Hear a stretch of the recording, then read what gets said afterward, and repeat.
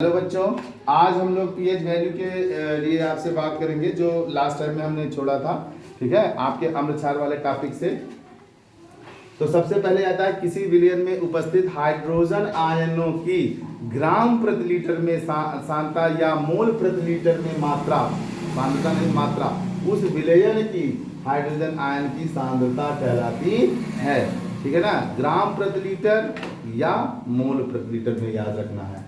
PH मान, pH value, pH मान को सबसे पहले किस वैज्ञानिक ने दिया था? सोरेनसन।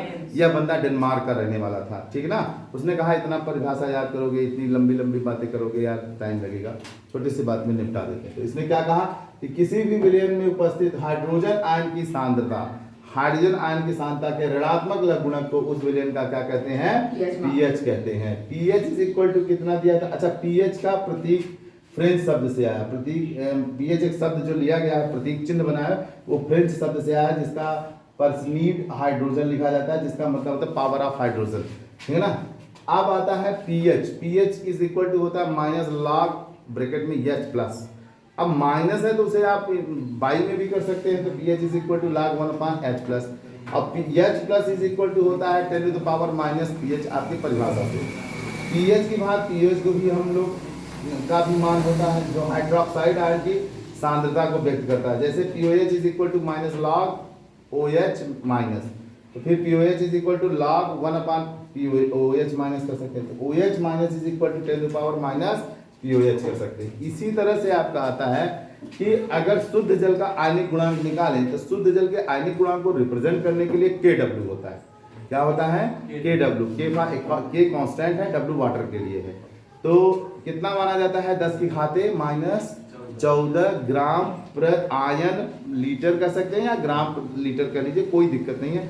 क्योंकि आयंस के फॉर्म में H प्लस बनते हैं, OH माइनस बनते हैं, इसलिए ऐसा होता है।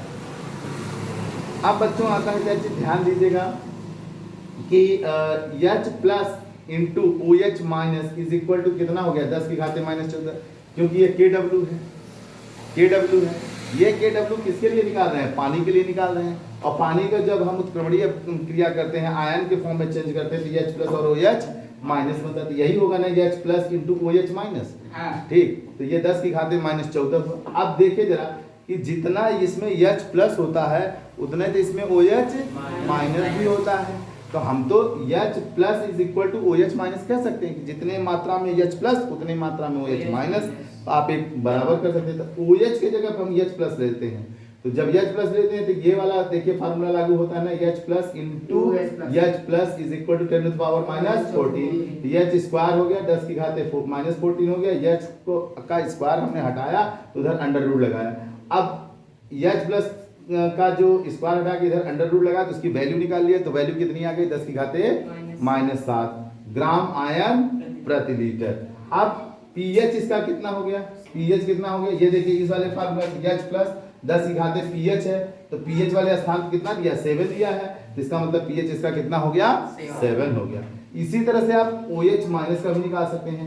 OH माइनस में जहां आप H प्लस का मल्टीप्लाई H प्लस से किए थे, अब आप OH minus into OH minus का मल्टीप्लाई कर देंगे ना, क्योंकि H प्लस अगर बराबर है OH माइनस के, तो फिर OH माइनस भी तो बराबर है H प्लस के। ठीक, तो आप एक यहाँ भी ले सकते हैं दोनों को, ये भी स्क्वायर हो जाएगा, माइनस 14 होगा, फिर यहाँ से स्क्वायर हटाएंगे, अंडर रूट लगाएंगे, और फिर OH माइनस की वैल्यू कितना हो जाएगी? 10 की घाते माइनस 7, और 10 की घाते जब माइनस 7 होगी तो यहाँ POH वैल्यू कितना आ जाएगा? 7 आ जाएगा। आएगा कि नहीं आएगा? POH वैल्यू कितनी हो जाएगी?